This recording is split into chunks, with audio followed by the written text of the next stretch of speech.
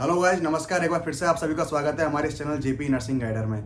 जैसा कि दोस्तों केजीएमयू का एग्जाम हो चुका है। केजीएमयू को लेके जो भी कट ऑफ थी वो मैंने आप सभी के सामने शेयर कर दी है। जितना मेरा प्रोस्पेक्ट कहता है, जितना मेरा एक्सपीरियंस कहता है, जितना मैंने एग्जाम्स को एनालिसिस किया है और जितना मैंने पेपर के साथ गो थ्रू हुआ हूँ, तो नॉन नर्सिंग पार्ट आपका वहाँ पर बहुत ज़्यादा प्रोस्पेक्ट यानी कि इम्पैक्ट छोड़ने वाला है। नॉन नर्सिंग पार्ट वही कट ऑफ डिसाइड करेगा, तो वो मैंने उसके बारे में बात कर चुका हूँ।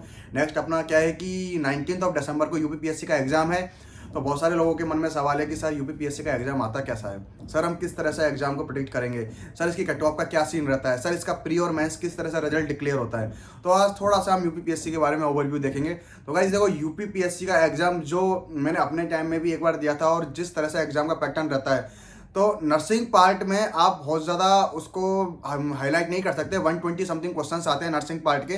तो नर्सिंग का बहुत ज़्यादा ऐसा हाई लेवल नहीं रहता, जैसे कि आप टारगेट हाई और पीआर आधा पढ़ के बहुत अच्छे से यूपीपीएससी एग्जाम्स को क्लियर आउट कर सकते हैं नर्सिंग पार्ट को, नॉट नॉन नर्सिंग पार्ट को। लेकिन अगर वही मैं नॉन नर्सिंग पार्ट की तरफ गो थ्रू हूँ तो वहाँ पर बहुत अच्छा आपको मैटर देखने को मिल सकता है। वहाँ पर मैं अगर कहूँगा कि अगर आप लोग यूपीपीएससी एस्पिरेंट है, यानी यूपीपीएससी स्टाफ नर्स का एग्जाम को लेके बहुत ज़्यादा एक्साइटेड है और आप चाहते हैं कि उस एग्जाम को निकालना है, तो गाइस उसके लिए स्पेशली आप 8 से 10 दिन नॉन नर्सिंग पार्ट को जरूर पढ़ें। जैसे कि उसमें हिंदी में अपने कौन कौन से टॉपिक हो जाते हैं, संयुक्त शब्द हो गए, शब्द विचार हो गए, अपने समास हो गए, उपसर्ग हो गए, प्रत्यय हो गए, और क्या क्या कहते हैं पर्यायवाची हो गए, ये कुछ टॉपिक, संधि समास हो गए। तो ये कुछ ऐसे टॉपिक्स है जहाँ से क्वेश्चंस बहुत ज़्यादा घूमते हैं। और हिंदी में हमको, क्योंकि हम बहुत सारे स्टूडेंट्स क्या हिंदी मीडियम से, तो उन्हें लगता है कि यार हमारी तो हिंदी स्ट्रांग है, हम बहुत अच्छे से हिंदी को कवर अप कर लेंगे।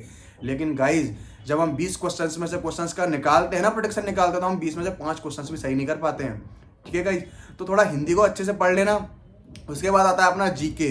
जीके के क्वेश्चंस आते हैं। जीके के क्वेश्चंस भी, जीके में क्या पढ़ना है मैं आपको वो थोड़ा सा ओवरव्यू दे देता हूँ। जीके में क्या पढ़ना है, जीके में जो लेटेस्ट जितनी भी योजनाएं जारी हुई है, जो भी योगी जी ने या फिर मोदी जी ने, जो भी अपने हैं नेता लोग, उन्होंने जो भी योजनाएं स्टार्ट की, स्कीम स्टार्ट की, वो सारी स्कीम्स को आपको बहुत अच्छे से एनालिसिस कर लेना। जो भी डेटाज जो भी लेटेस्ट दिए गए हैं पिछले 4 से 5 महीने, वो डेटाज को अच्छे से पढ़ लेना है। और जो भी क्या कहते हैं कि ये जो बायो जीके होती है ना, जो जीके में थोड़ा बायो वाला फ्लेवर डालते हैं, जैसे कि ये हरित क्रांति क्या होती है या फिर दुग्ध क्रांति क्या होती है, तो इसके कौन कौन से क्या होते हैं, उस लेवल को भी थोड़ा सा आप देख लेना, उस चीज़ को भी। और थोड़ा सा जो भी हिंद महासागर, भूमध्य सागर से रेखा से कौन सी वो गुजरती है, वो थोड़ा सा उसके बारे में थोड़ा सा ओवरव्यू आप ले लेना। ठीक है, और ज़्यादा आपको जीके के बारे में नहीं पढ़ना है। जीके इतना सारा है, अगर जितना आपने पढ़ा उतना ही आप एज्यूम करके चलिए सामने वाले इंसान ने पढ़ा है, तो जितना आपको आता है उतना ही उसे आता है, उससे कम ही आता होगा।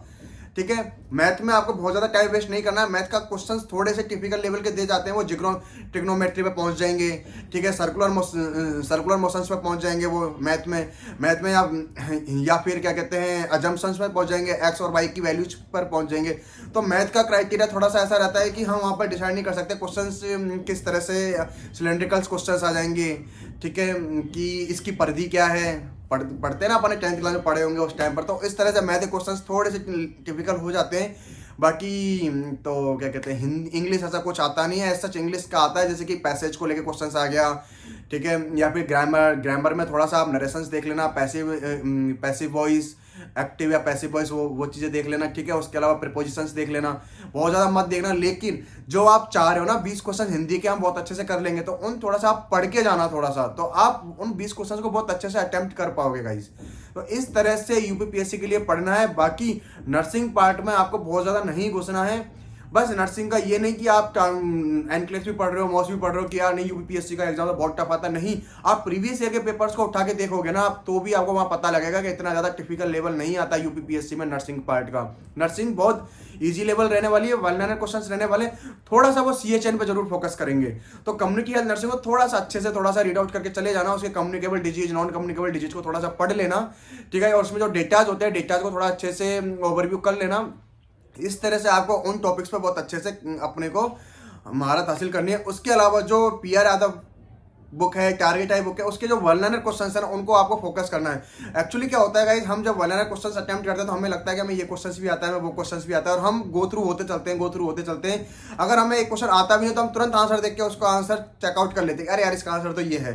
वहाँ भी हम बहुत बड़ी मिस्टेक करते हैं। अब जब भी क्वेश्चंस करें, क्वेश्चंस का ओवरव्यू लें, तो मैं तो यही सजेस्ट करूंगा, अगर आप यूपीपीएससी के लिए बहुत अच्छे से डिटरमाइंड है तो आप एक बुकलेट लें अपने पास, बुक लें, 100 क्वेश्चंस का एक बुकलेट का एक टेस्ट पेपर बनाएं, जैसे 100 क्वेश्चंस आपको करने हैं, पूरे क्वेश्चंस को आप नोटबुक में लिखें कि हाँ इसका ए है, इसका बी है, और उसके बाद उसको चेकआउट करें, तो वो बहुत ज़्यादा आपको इफेक्टिव रहेगा। या फिर आपने, ये मैं न्यू एस्पिरेंट्स के लिए बात कर रहा हूँ, और जो रिपीटर्स है, रिपीटर्स ने तो पीआरआई तो टारगेट आई को बहुत अच्छे से पढ़ रखा होगा, तो उन्हें पता होगा कौन से क्वेश्चंस उनके गलत होते हैं, कौन से क्वेश्चंस में उन्हें डाउट होता है, तो वो उन क्वेश्चंस को लेके ही अच्छे से फोकस करें।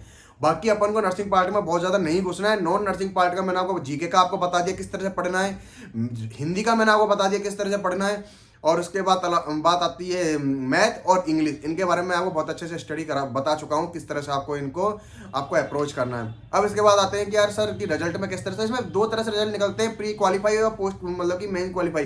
प्री क्वालिफाई में एक क्राइटेरिया फिक्स करते हैं, 25% से ज़्यादा जिसके मार्क्स आएंगे या कितने परसेंट से ज़्यादा मार्क्स आएंगे उन सबको ये क्वालिफाई कर देते हैं। उसके बाद इनकी मेन लिस्ट निकलती है जिसमें जितने वैकेंसीज होती है ना, उस वैकेंसीज के अकॉर्डिंग ही ये उस पर वर्क करते हैं गाइज।